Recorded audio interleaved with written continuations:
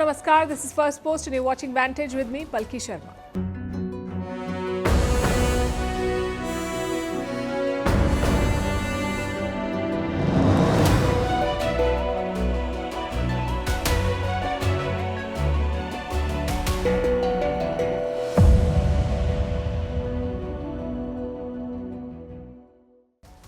Donald Trump says India and America will always be friends.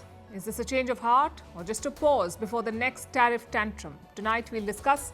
Even as Washington calibrates its tone, Moscow is raising the stakes. Russia has carried out its largest air attack since the war in Ukraine began.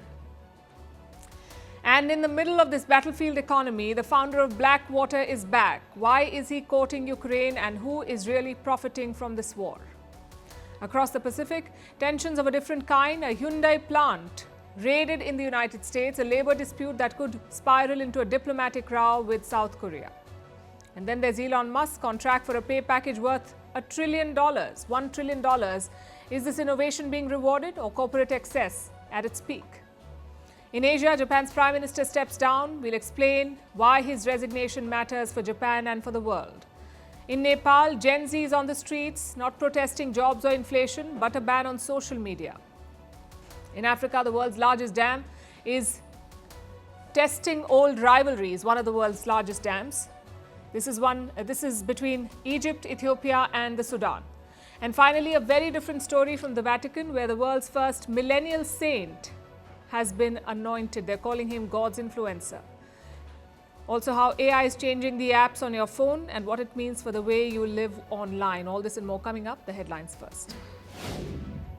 Palestinian gunmen opened fire at a bus stop in East Jerusalem, killing 6 people and injuring several others. This is one of the deadliest anti-Israeli attacks since the Gaza war began in 2023. Prime Minister Benjamin Netanyahu visits the site of the shooting, says the attack strengthens Israel's determination to fight terrorism. Pakistan police arrest at least 60 people at a protest over a suicide attack. Demonstrators took to the streets across more than a dozen cities in Balochistan, demanding accountability over an attack claimed by the Islamic State. Businesses were shut as the protesters clashed with the police in the country's poorest province. Indonesian President Prabowo Subianto removes his finance minister in a cabinet reshuffle. This comes after deadly anti-government protests across the country. The former finance minister is an influential figure. Her house was ransacked during the recent protests over lavish perks for lawmakers. Norway votes in a tight election. The ruling Labour Party is narrowly favoured to return to power. Boosted by Donald Trump's tariffs and the war in Ukraine, Norway is a NATO member and shares a border with Russia in the Arctic.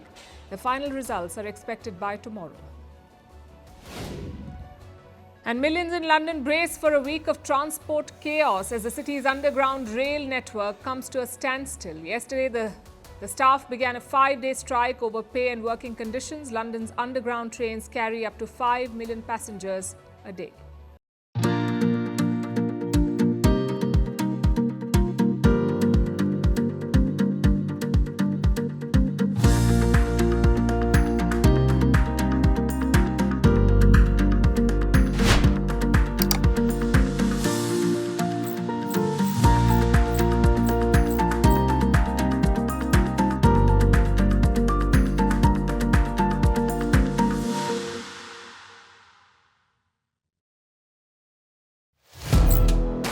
Firstpost now available in 9 languages on YouTube.